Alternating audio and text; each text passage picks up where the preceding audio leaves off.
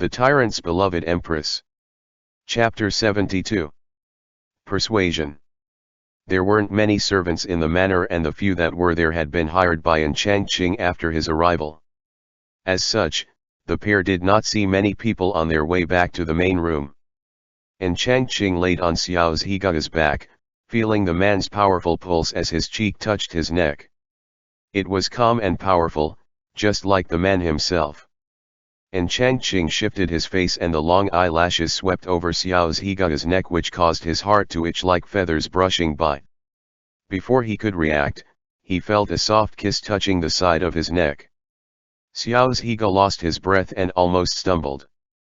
After stabilizing his footing, he reprimanded, "Stay still." Although it was a scolding, there was no anger in his tone. Changqing giggled, seemingly unafraid of him. Instead, his hands around his neck tightened as he rubbed his cheek against his neck. The warm sensation of his touch was addictive and gave Xiao Zhiga a strange sense of peacefulness. Seeing that Xiao Zhiga had calmed down, Changqing nestled on his shoulder and whispered lightly in his ears, "Don't be afraid. I'm not going to die." Xiao Zhiga's footsteps came to a stop. This time, he was truly upset. "Don't speak of such things." Changqing smiled and told him to put him down. The two happened to stop right at the garden in front of the main room. The surroundings were quiet, with the occasional chirpings coming from the trees. Xiao Zhiga used the hem of his robe to wipe a stool and gently put Changqing on it. Changqing looked at him and found that he was still angry, with vivid lines on his forehead. But even so, the man was still attentive to wipe the stool before letting him sit on it. In fact, the stools were always cleaned by the servants every day. It couldn't possibly have been dusty. Changqing knew that this was all Xiao Zhiga's thoughtfulness towards him. He knew that as long as it was related to him, Xiao Zhiga would always show his care in his own quiet ways, and he finally understood his stand on the matter. They had once made a pact to be together till death. Xiao Zhiga had unceasingly kept his promise, but as for Changqing, he had wanted more when the baby came into existence. The pact that had only included the two of them was now shaken, because he was willing to put his life at risk for the baby without considering that if something were to go wrong, he would be leaving Xiao Zhiga alone. Looking at the man who remained silent, Changqing finally made a choice. He stood up and held Xiao Zhiga's hand as he softly spoke, "I haven't forgotten the wish I made at the night of the Lantern Festival." Changqing looked into Xiao Zhiga's eyes and said wholeheartedly, "I can't bear to give up this child up, but I promise you, as soon as Doctor Who ascertain that my life is in danger in keeping him, we will give him up. I will not put my life at risk. Please believe me." Xiao Zhiga's throat rolled several times as he looked at Changqing. Only after a while did he respond by hugging Changqing and said in a hoarse voice, "All right, I believe you." Changqing smiled as he wrapped his arms around Xiao Zhiga's waist to reciprocate. Afterwards, the two walked back to their room hand in hand. Xiao Zhiga then called for Hu Shifei again to ask about the operation. Although Hu Shifei have a quirky personality, when it comes to medical issues, he was highly reliable. He had reread the notes several times and had even gone to Lady Guo to get more information. By now, he already had a good grasp of the procedure and was affirmative of achieving success. These details he had explained to Xiao Zhiga, but he was so intimidated by the words "only by cutting through a section of the abdomen can the baby be delivered," that he refused to listen any further. Now that Hu Shifei could explain to him the whole process again, there was some relief in his eyes, though his expression remained gloomy. But at least, he did not object to the procedure anymore. After pacifying Xiao Zhiga's worries, he went on to check Changqing's pulse. Seeing that everything was fine, he spoke with them in detail about the things to pay attention to before leaving the manor. Changqing was now over 4 months pregnant, and although it was not physically obvious, his symptoms were. He had a huge appetite and was often drowsy. His belly wasn't showing, but the once bony cheeks were now bouncier. Doctor Who said that it's not a dangerous operation. It's just that after the delivery, the cut will be quite large and has to be treated carefully for a while. Wang Ye can stop worrying. And Changqing leaned in and pinched Xiao Zhiga's cheeks, forcing his lips to curl into a smile. Because there was no one else in the room, and Changqing had taken off his coat, shoes, and socks and was only wearing a thin silk robe. His long hair was spread over his back, and at this point, he was kneeling over Xiao Zhiga on the bed, giving off an alluring charm that he was not even aware of. Xiao Zhiga gave a smile in accordance with Changqing's wishes and quickly closed up his loosened collar. He straightened up his tone and said, "Next time, I'll ask Hu Shifei for some contraceptives." Before, he didn't know about Changqing's special constitution, but now that he did, he would only suffer just this once. Xiao Zhiga did not intend for it to happen again. As Xiao Zhiga spoke of such things in broad daylight, Changqing's cheek turned red as he avoided looking at Xiao Zhiga's face. "Do what you want, why are you telling me?" Changqing said in a feeble voice before putting on his shoes and went to read a book by the window. Xiao Zhiga's eyes followed his figure through the curtain and his expression only got gentler. Asterisk asterisk asterisk. Upon his return, Zhou Heiyan's group did not travel straight to Yanzhou.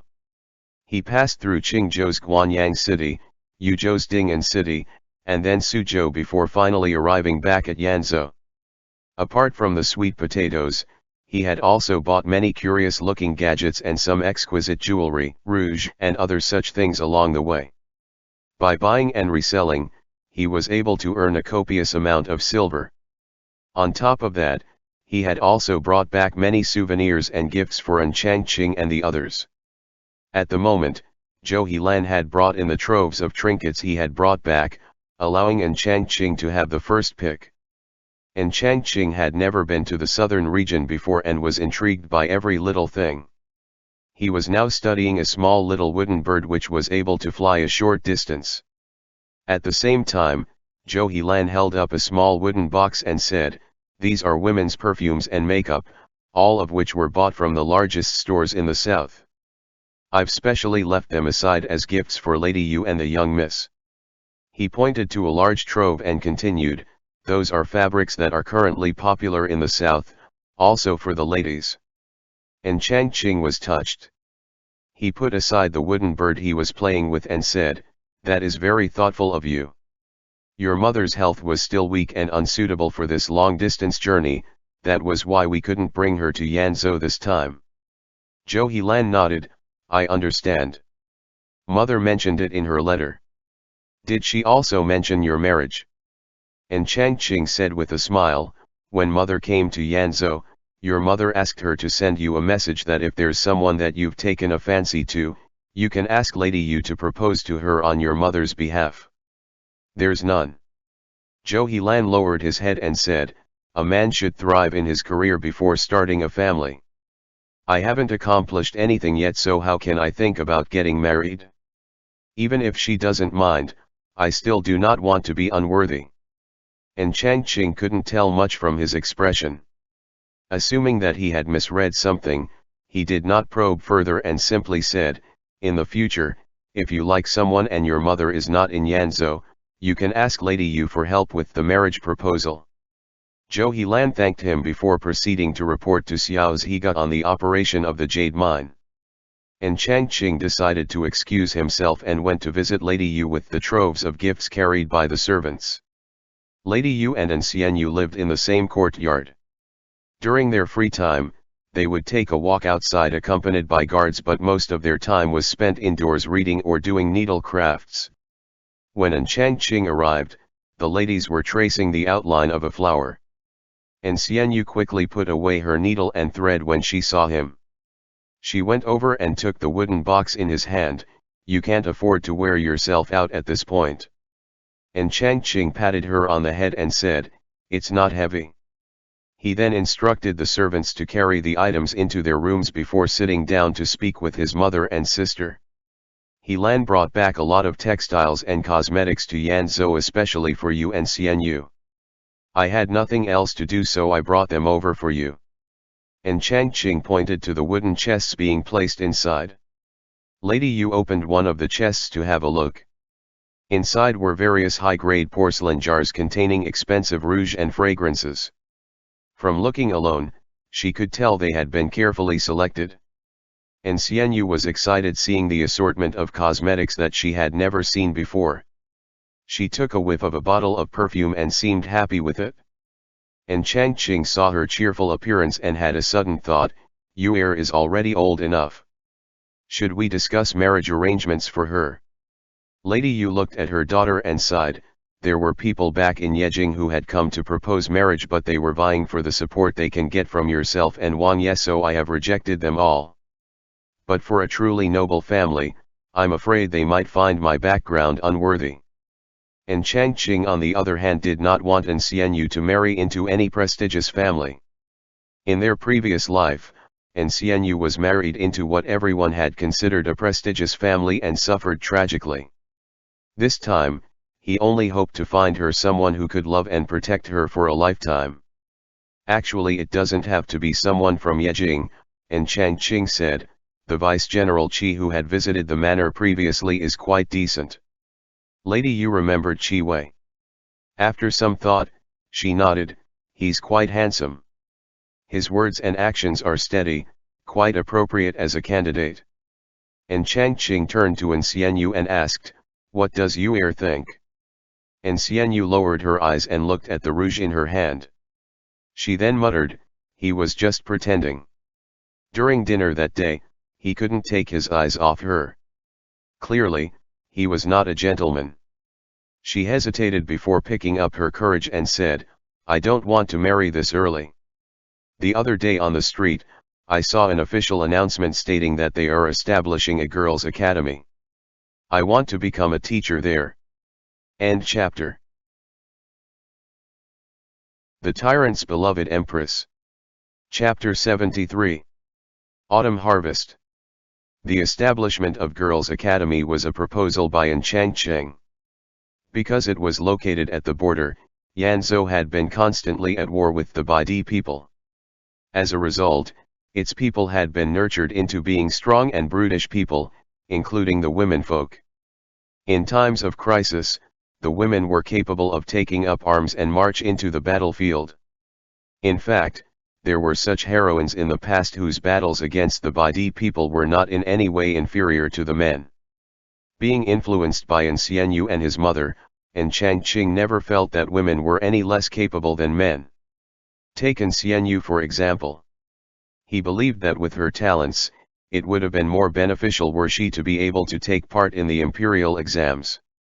As such, he wanted to promote literacy for the women in Yanzhou so that everyone will be able to read and write. When he first proposed this idea, he had expected fierce opposition from the older and obstinate officials, but strangely, they had all come to agreement after a short deliberation. To the venerable families that populated Yejing, Yanzhou seemed to be the land of lawful negligence and illiteracy. However, it's with these traits that allowed it to be free from the established norms created by the upper classes in Yejing. After the proposal was put into practice, many women had begun attending classes. Eventually, it reached a point where there were not enough teachers, and hence, the local government had been trying to recruit female teachers. And Changqing saw that she was getting nervous. He patted her head and said gently, the academy had only been established recently. If you join there, it won't be an easy job. Have you given it careful thought? And Xianyu firmly nodded, yes. Judging from the determination in her eyes, he knew she had given it serious thought and only had the courage now to speak her mind. In his previous life, he couldn't protect his sister. In this life, he wasn't going to be obsessed with her marriage. As long as she could live a life of happiness and comfort, he was satisfied. With Xiao Zhigai's influence, even if An Xianyu does not get married, no one would dare to ridicule her. I will personally send you there tomorrow. And Changqing's tone was with warm encouragement, it's great that you know what you want. And Xianyu had assumed that her decision would be met with strong resistance from her brother and mother, but surprisingly, her brother had easily agreed. Even her mother did not try to dissuade her and looked at her with eyes filled with joy and pride. Asterisk asterisk asterisk. And Changqing kept his word, and the next day, he had personally escorted An Xianyu to the girls' academy. The dean of the academy was a female teacher in her 40s who had been a talented academician in her youth. After the passing of her husband, she had remained widowed with no children. Now, with the establishment of the girls' academy, she was invited out of her retirement to teach. If Xianyu wanted to enter the girls' academy, she would have to pass her test. And Changqing only came to show his support. He had no intention of helping her with the use of his influence. Therefore, he waited in the front while An Xianyu followed the dean to the back. Before he could even finish his cup of tea, he saw Qi Wei swaggering over with Xia Ling being dragged along. "What are you doing here?" And Changqing asked, looking straight at Qi Wei. Qi Wei gave a dubious smile and said, "We heard that Miss An had decided to become a teacher at the girls' academy. We deeply admire her nobleness, and so we came to take a look." Xia Ling gave him a sideway glance, indicating that he was clearly coerced to come. And Changqing then glared at Qi Wei and beckoned him to sit down. And before he could continue to sip his tea, he saw another familiar figure approaching. This time it was Zhou Helan. There was a slight twitch in his usually straight expression when saw Qi Wei and Xia Ling. He then bowed and said, "I heard that a girls' academy had recently been established. It just so happened that I have in stock some brushes, ink, and paper that I wish to donate to the students to express my support." Zhou Helan still had his head lowered and did not notice An Changqing's look of curiosity towards him. After which, An Changqing simply nodded and told him to take a seat as well. The group waited for half an hour before An Xianyu and the dean returned. The two women were quite surprised to see the additional males in the room. And Changqing explained that Zhou Helan was there to donate writing materials to the school, causing the dean's expression to soften, and she thanked him sincerely. And Xianyu's eyes were shining bright as she stood next to the dean, bowing at Zhou Helan to express her appreciation. Zhou Helan told her to think nothing of it and then retreated behind An Changqing. At the side, Qi Wei was brimming with annoyance. He stepped forward and expressed that he also wanted to donate some silver to the school. The dean, unaware of the situation, thanked him for his generosity. Qi Wei looked smugly at An Xianyu but found that she didn't pay him any heed. She simply walked over and stood beside An Changqing. "Qi Wei." When the group parted ways, Qi Wei tugged at Xia Ling's sleeve and asked sourly, "Am I not handsome today? Why didn't Miss An spare me a glance?" Xia Ling looked at him with some pity and said, "Perhaps she already has someone else in her heart." Qi Wei's eyes widened. "Hey, don't jinx it." Not wanting to bicker with him, Xia Ling rolled his eyes and said, "Just don't ask me to drink with you when that happens." Asterisk asterisk asterisk. In the middle of the 9th month, An Xianyu officially joined the girls' academy. Other than her teaching duties, she was also helping the dean with managerial tasks and had become incredibly busy. Zhou Helan stayed in Yanzhou for a couple more days before embarking for Liangzhou. He had to deliver the second batch of jade stones southwards. During his trip to Yanzhou this time, he had brought back 60% of the profit from the sales of the jade stones. The amount was so large that it left An Changqing flabbergasted. With this money, it could easily support tens of thousands of Yanzhou soldiers. As such, it was clear that there was wealth to be made in the south. This was all relayed to An Changqing from Xiao's Higa. However, he also expressed that the south would not be peaceful for long. And Changqing could not understand, so Xiao's Higa deciphered the reports he had received to him. All this time, the southern provinces were mainly ruled by local businessmen. Even the government's troops were under their thumb. They had absolute ownership over the entirety of the crop fields in their territories. The common folks could only rent the field and had to relinquish half of their harvest to the landlords. The remaining half was left to them to earn their livelihood. The south was indeed prosperous, but prosperity was only in the hands of these few landlords. They were also the reason why they were able to make a huge profit in such a short time with the jade stones. However, as Zhou Helan ventured north, he had heard that the south had been experiencing a prolonged drought this year. It was foreseeable that the harvest would have low yield on top of it being delayed, causing the commoners to have a hard time paying their dues and sustaining their livelihood. Once the landlords refused to accept the arrears, there was cause for concern that another riot would break out. And Changqing did not hear of any rebellion breaking out in the south in his previous life. However, it was quite plausible that the rebellion in the north had some effect on the south after all. What he did not expect was that Xiao Zhiga's prognosis would come true so soon. At the end of 9th month, in the news delivered by Zhou Helan, it stated that the people of Guanping, Qinhe, and Ding'an counties had revolted and things were worse than the Sishui rebellion. These people had endured being exploited and oppressed by the landlords for many years. Now that the fields could not provide adequate yield, it was hard enough for them to feed themselves, much less able to pay their rent. And instead of showing compassion, the landowners imposed heavy fines called the lam penalty for those who were unable to pay on time. This penalty forced the debtor to pay double of what they owed as interest for late payments. With no way to pay back such debts, the people were pushed against the wall. But unlike the Sishui rebellion in which the rebels only killed corrupt government officials and officers, the rioters in the south targeted all wealthy families and killed without discrimination. After massacring an entire family, they would split the loot and divide the food. By the time the news reached Yejing, the 9th month had already passed. Emperor Anqing's body had deteriorated considerably. After reading the report, he coughed up blood due to anger. Naturally, it was the crown prince that led the court in discussing this matter.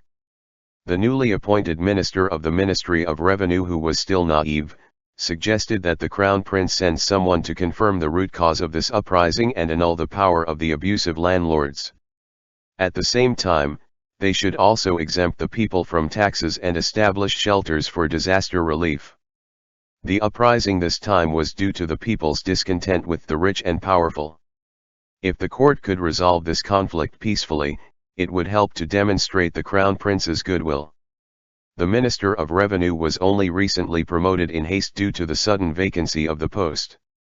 He was the former governor of Changyang County and was still unfamiliar with the situation of the imperial court. What he did not know was that the reason the landlords in the south dared to act so outlandishly was that they had backing from the imperial court. Both the crown prince and the third prince had ties to the south. With all the riches they could earn from the south, how could they not dip their hand into the honeypot? The crown prince sneered and derisively rejected the proposal. These lowlives dared to rebel, how could we let them off this easily? On that day, an imperial decree was hastily sent to the south. The southern militia received their order and marched forth, killing everyone on their path. The civilians who had stayed on the sidelines were waiting for assistance from the court, but what arrived to them was total annihilation from the imperial army. This fueled the people's anger. Instead of trying to minimize the suffering, the crown prince had ordered for indiscriminate bloodshed.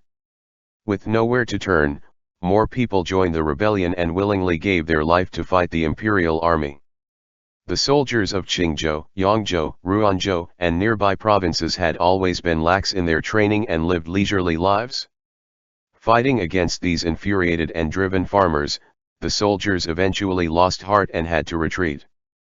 First it was Qingzhou that fell, followed by Yangzhou, and consequently, Ruanzhou was also faltering. Ruanzhou's position was meant to guard the imperial capital. If it falls, the rioters can directly advance into Yejing. The crown prince was now in a panic. Supported by palace servants, a startled Emperor Anqing dragged his ailing body into court, demanding the courtiers to come up with a solution. Xu Guifei, who had been cast aside all this time, took the chance to publicly condemn the crown prince and his faction. The courtiers who used to stay on the fence simply argued back and forth with each other and provided nothing constructive. Emperor Anqing coughed angrily and pointed at Shen Tu Bei. "What does Marshal Shen Tu think we should do?" Shen Tubei had strongly opposed the use of military force in this matter, but the crown prince was too stubborn to listen, which had led to such a catastrophe.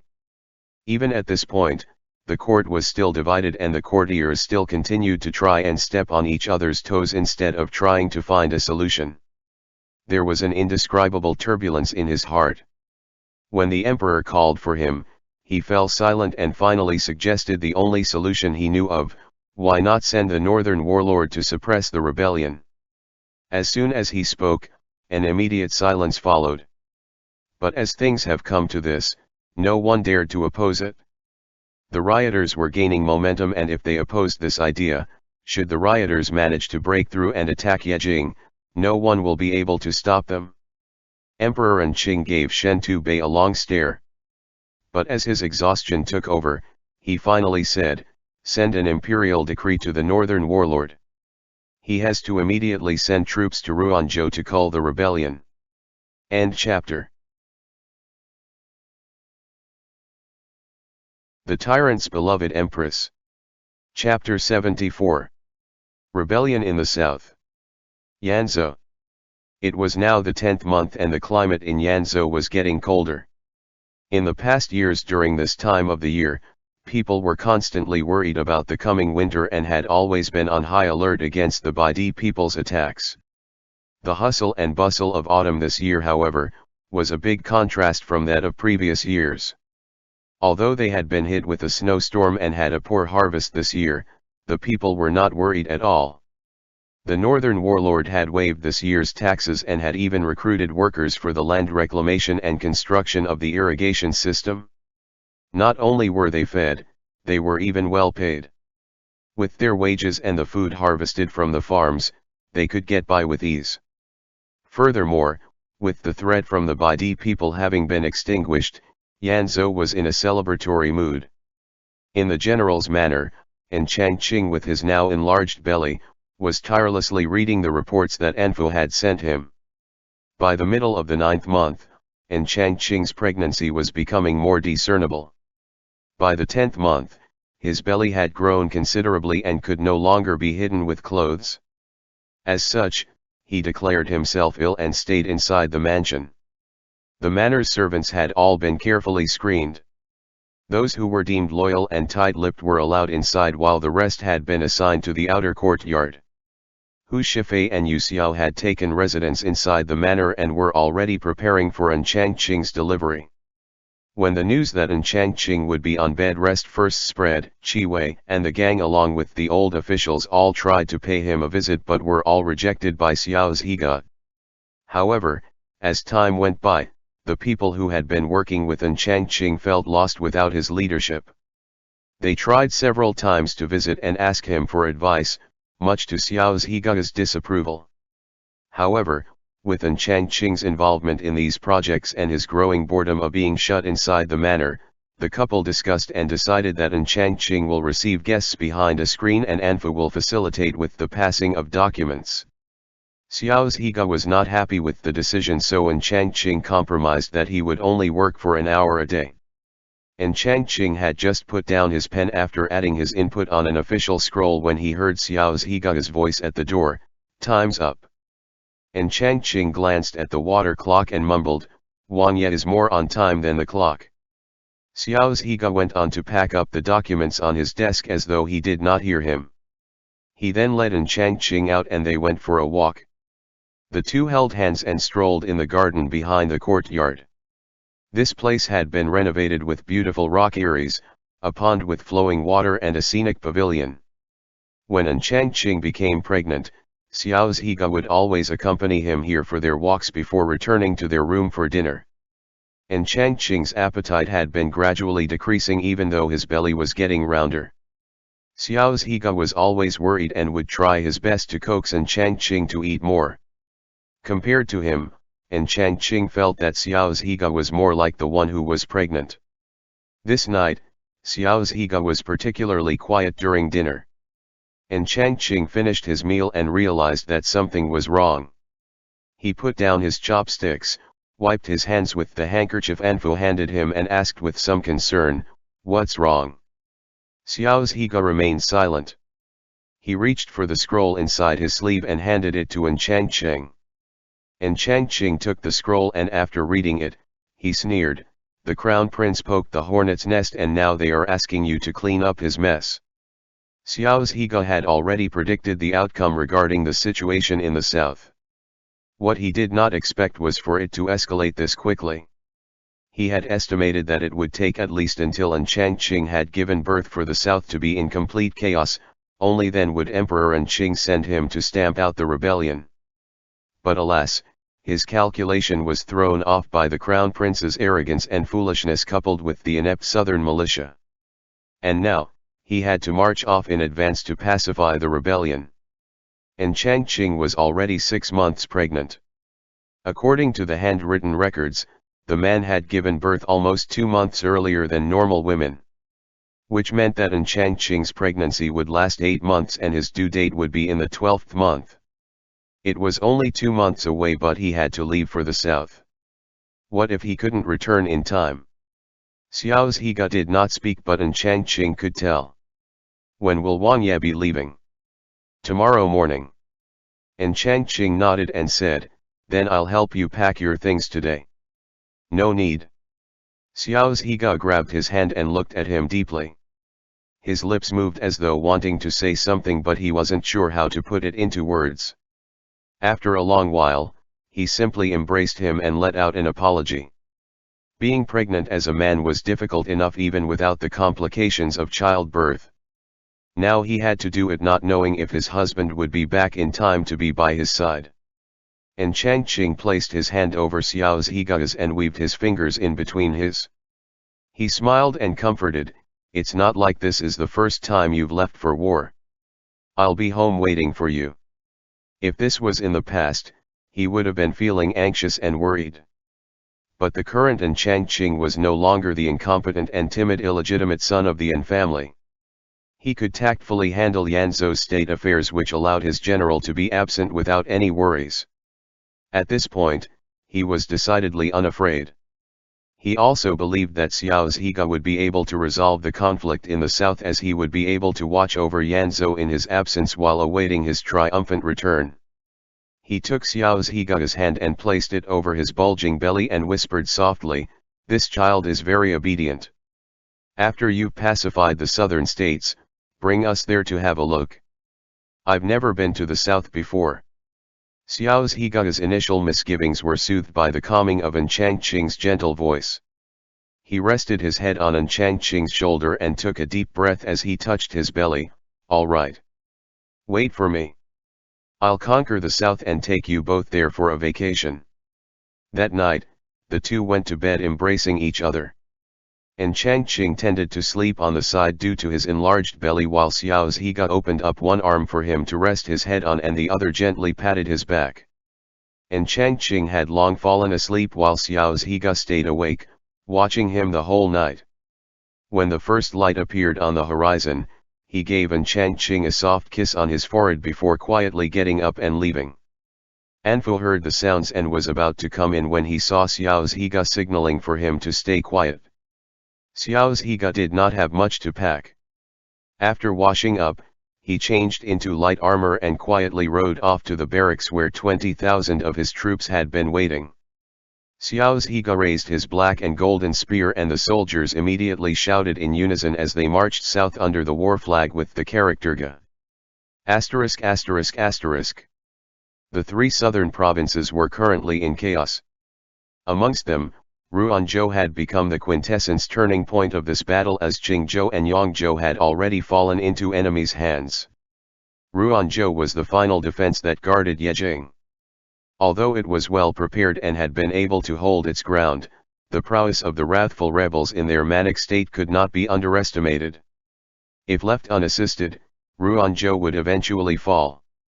Emperor Qing's order was for Xiu Sheng to march for Ruanzhou in haste to drive back the rebels then head for Yangzhou and Qingzhou. However, Xiu Sheng had no intention of following his order. Such an anarchic situation was exactly the opportunity he had been waiting for. He led his army of 20,000 men through Suzhou and Yuzhou, heading straight for Qingzhou first. The uprising began in Qingzhou and of the 3 southern states, It was also the most prosperous. When the rebellion had started, the landlords in Qingzhou were only caught off guard by the brutal killings. After the shock, they had immediately hired personal guards and built an army of their own to fight against the rebels. These people were tyrannical landlords who had money to spare and food to waste. After recruiting enough fighters and rations, they had begun to act out their brutal revenge, going so far as to branding all commoners as rebels and slaughtering them in cold blood. Xiao Zhiga made the decision primarily to address the merciless landlords who had been oppressing the people. Ultimately, it had been these oppressors who had caused distress amongst the common people and sparked their need to revolt. Not killing them was not enough to appease the people's anger. Furthermore, in recent years, these landlords had been conspiring with each other to amass greater wealth and power. To eradicate this network, Xiao Zhiga had to first punish the oppressors by killing the chicken to warn the monkey. Xiao Zhiga and his troops marched day and night to reach Qingzhou, but the first thing they saw upon arrival was Qingzhou's garrison stationed outside the city's gates. Xiao Zhiga sent someone to request the gatekeeper to open the gates, but they received no response. Instead, it was the Qingzhou army's general, Zhou Qiu, who had heard of Xiao Zhiga's arrival and hastily went to greet him. Qingzhou's 4 gates have been overtaken by the rebel army and mercenaries. Each side has control over 2 gates, neither side will open the gates for us. Zhou Qiu was over 40 years old, but for a general of an army, he had neither charisma nor an authoritative aura. Instead, he was a white chubby man in armor, looking somewhat comical. As the general of Qingzhou, not only were you unable to resolve the civil unrest, you were even driven out of the city like a stray dog. Xiao Zhiga spoke coldly as his gaze swept over him like a sharp blade. Zhou Qiu trembled as he pleaded in a pitiful tone, "Wang Ye, please understand. There was nothing I could do about it. Those rebels charged at us with no regard for their lives. They were suicidal. The only thing we could do was to stay out of their way." Zhou Helan had been in Qingzhou prior to the uprising, and Xiao Zhiga was very well aware of what had transpired. When the rebels had started killing the rich and powerful, Zhou Qiu had sent his troops to suppress them and had failed miserably. And to add insult to injury, the rebels had attacked Zhou Qiu's estate and he had almost been killed. Scared out of his wits, Zhou Qiu and his family had fled and had been staying at the military camps outside the city. The general who was supposed to protect the city had abandoned it. Qingzhou then plunged into utter chaos. The rebels continued their mindless killing and the landlords retaliated with the same bloodthirst. Zhou Qiu, the general of Qingzhou, who was supposed to take charge in such a situation, was ironically ignored by both sides. As a result, the military had now lost control over the city gates. What kind of general Zhou Qiu was, it would be brought out in his soldiers. Qingzhou's 8,000 soldiers were just like Zhou Qiu, poorly trained both physically and mentally. They were all only hoping to ride on Xiao Zhiga's tailcoat back to the city after he had successfully resolved this conflict. Xiao Zhiga chuckled grimly. His eyes turned cold as he announced loudly, "General Zhou Qiu of Qingzhou neglected his duties, fled the battle in shame and abandoned his city. He will be beheaded according to the law. Take him away." Zhou Qiu's originally smiling face froze up. Immediately scared by his words, he shrunk his neck back like a turtle and shouted, "I'm Qingzhou's general personally appointed by His Majesty. If I were to be punished, it has to be done back in Yejing to determine my sentence. Even if it's Wang Ye, you cannot execute me like this." Xiao Zhiga looked at him with an empty expression and said, "A general outside of his city is subjected to foreign rules. You're now under my jurisdiction, you will be subjected to my rules." After speaking, Xiao Zhiga raised his hand and immediately, 2 soldiers strode towards Zhou Qiu and grabbed him by both sides. Zhou Qiu shouted frantically, "Soldiers, stop them!" However, Zhou Qiu's underlings were not in any way braver than him. Facing the toughened soldiers of Yanzhou, they were like timid rabbits being stared at by eagles, none dared to make any resistance. Zhou Qiu was forced on his knees and dragged in front of Xiao Zhiga. Xiao Zhiga wasted not another minute and ordered, "Execute him." Zhou Qiu's face was white as a sheet. He wanted to beg for mercy, but the words did not have time to leave his throat before he was cut down by Tiehu's swift motion. Tiehu then turned to look at the Qingzhou soldiers and chided, "Cowards." A few of Qingzhou's lieutenants had a bitter look on their faces, but they dared not speak up due to their fear of the northern warlord's lack of hesitation when it came to killing. Xiao Zhiga sized up the remaining Qingzhou soldiers and frowned. At this point, there was no time to retrain them. He simply waved his hand and commanded, "Have someone send word to the people behind the city gates. If the gates did not open for us, we will use force." End chapter. The Tyrant's Beloved Empress. Chapter 75. Blast the city gate. Tiehu went to deliver the message, but the gates remained closed. Not even one person came out in response. Inside Qingzhou, several leaders gathered to discuss their next course of action. With their troops stationed outside, they couldn't possibly not know what was going on. With the current hierarchy, even though these landlords were extremely wealthy but without the proper title, they were still beneath a lot of people. Just one sentence from those betters and they had to deliver with a humble smile the gold that they had worked hard to obtain. No one wanted to be someone else's lapdog forever. Under the current situation, it was the perfect time to stage their own rebellion. These landlords had funded the Qingzhou militia all these years, and naturally, they had used this connection to raise an army of their own. This was also how they had been able to recruit fighters quickly right after the conflict had started. They had been confident in their calculation but did not account for the arrival of the Yanzhou troops led by the Northern Warlord. And who is the Northern Warlord? The invincible god of war. If he did not fear the Baidi people, how could he possibly fear them?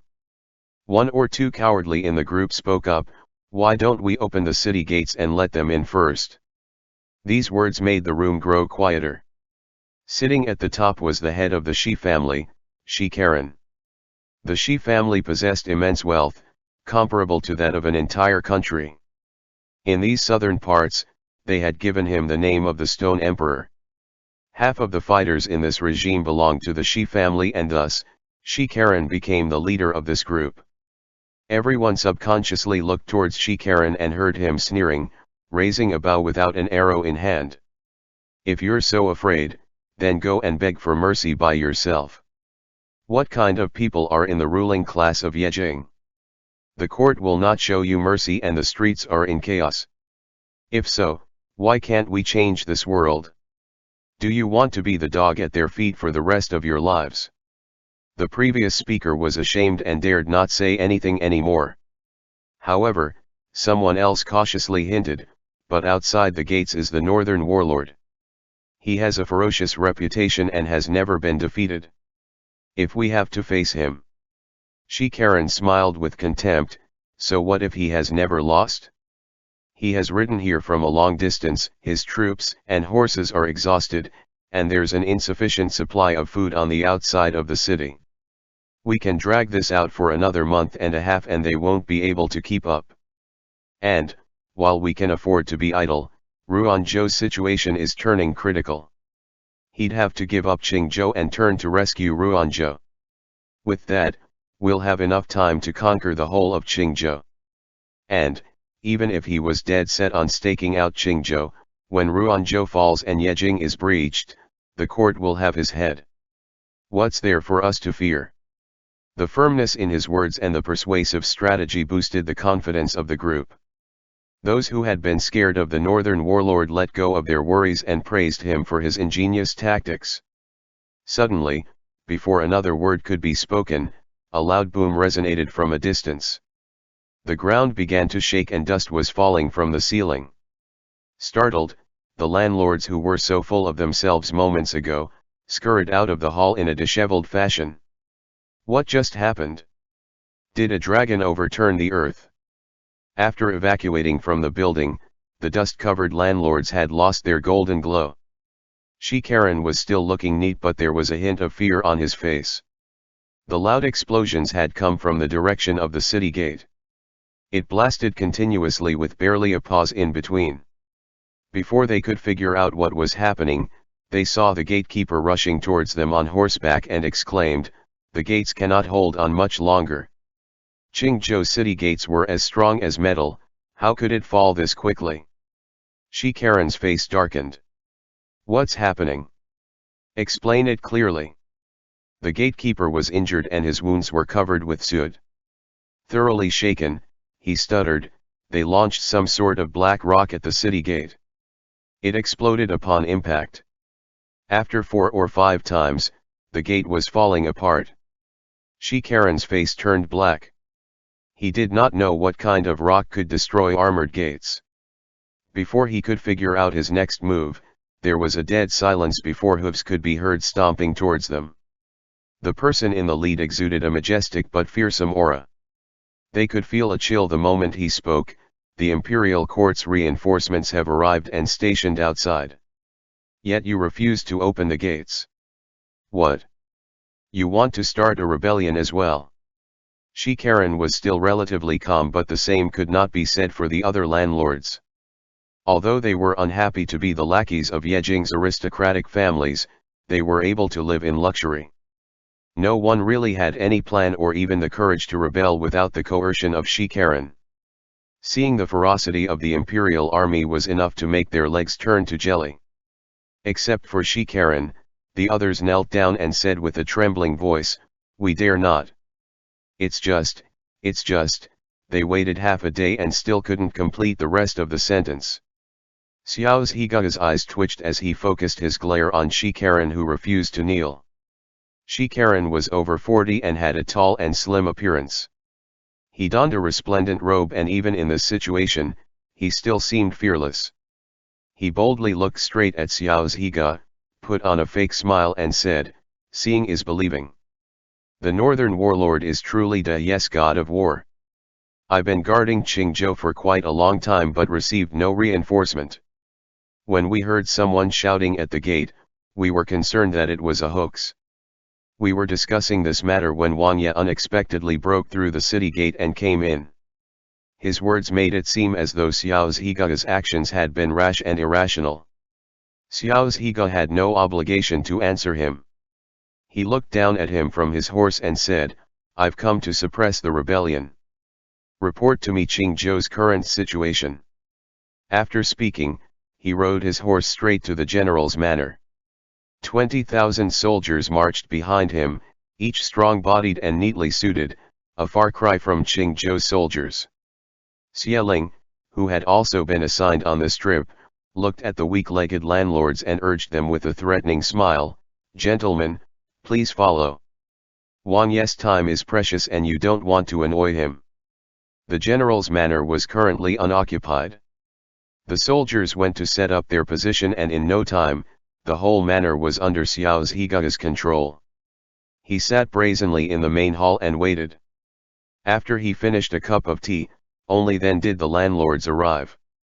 These people, who only traveled by carriage and had servants to their left and right, were now herded like livestock by Xiu. By the time they arrived at the manor, everyone was panting miserably. Due to their continuous refusal to open the gates, Xiu had a bone to pick with them. He refused to let them sit and demanded that they tell him the current situation and where they had stationed the hired hands. Inside Qingzhou, the landlords occupied the west and south gates while the rebels had taken up the east and north gates. They were currently at the south gate's vicinity, which was home to the wealthiest and most powerful of Qingzhou. Central Street served as the border that divided the two factions. Both sides had guards stationed along this strip, and until Xiu's arrival, there had not been any large-scale attacks. There are 10,000 private fighters inside the city. Xiu raised his eyebrows and looked at them menacingly. Unlawful seizure of land, farmlands, and properties, raising a private army, and refusal to open the gates for imperial soldiers. Who is it that gave you such courage? Some were scared out of their wits and dared not argue, while others refused to accept the charges. Xiu shook his head and rebuked, Wang Ye has misjudged the situation. The buying and selling of lands has always been done with agreements and contracts from both sides. How's that considered unlawful seizure? And about the private army that we have, if it weren't for them, Qingzhou would have been overtaken by the rebels. We dare not ask for credit, but we refuse to be charged with any crimes. Wang Ye, please treat us with fairness. Hearing Shi Karen's speech, the rest regained their backbone and echoed in agreement. Xiao He allowed them to speak to their heart's content before raising his hand to shut them off. He then told Zhou Helan to bring forth the evidence that had been collected beforehand. He had come with the intention of getting rid of these leeches first before dealing with the rebels. These landlords had thought that their activities would never be investigated and were naturally unprepared. Zhou Helan, on the other hand, had been traversing the southern provinces for some time and had been able to gather evidence of all their unlawful activities. A towering pile of evidence was placed on the table. Xie Ling randomly picked out a scroll and read. Year 13 of the Qingli era, Shi Qian, the second son of the Shi family, took a fancy to a peasant girl and wanted to make her his mistress. After she refused his advances, Shi Qian brutally killed her parents and took her by force. Year 14 of the Qingli era, there was a delay in harvesting and the Shi family inflicted a fine on the farmers based on the lamb penalty. The following year, over 100 farmers were unable to repay their debts. Most had their lands forcibly confiscated while others had their daughters taken away as collateral. For years, the landlords had been left unchecked and their crimes ran rampant. The most audacious of them was the Shi family. Thinking that they had backing from Yejing's aristocrats, they had been overly arrogant that they had no need to hide their crimes. As long as they had their eyes on something, whether it was land or women, they had openly taken them. Over the years, countless commoners had been forced to hand over their hard-earned money and properties to them. Numerous girls had been forced to enter the Shi family as mistresses. The Shi manor had become as grandiose as the imperial palace in Yejing. The clothes they wore and food they ate were comparable to that of the imperial family. Xiao Hega's face was filled with a grimace as he threw the stacks of evidence at Shi Karen. And, before he could refute, Xiao Hega announced, the Shi family and their immediate associates, for their crimes of raising a private army, unlawful seizure of land, murder, kidnapping women, pass on my order for the arrest of the entire Shi family. The family heads and all accomplices will be publicly executed tomorrow at the town square. Except for those who were forcefully taken, the rest of the Shi family will be exiled and all their land and properties confiscated to fill the national treasury. Shi Karen's whole body shuddered, his eyes were red with rage. You can't execute with just allegations. This is slander. I won't accept it. His eyes were bulging as he screamed injustice. Suddenly, he thought of something and quickly said, I'm the crown prince's relative, my daughter is the crown prince's concubine, who dares to touch me? I want to see the crown prince. Xiao Hega was indifferent looking at his dying struggle and only ordered, take him away. He'll be executed on the main street tomorrow. No matter how powerful Shi Karen was, at this moment, he could only struggle and scream in vain as the soldiers dragged him away. The rest of the landlords were scared silly as they witnessed how in just a few seconds, the Shi family had been utterly ruined.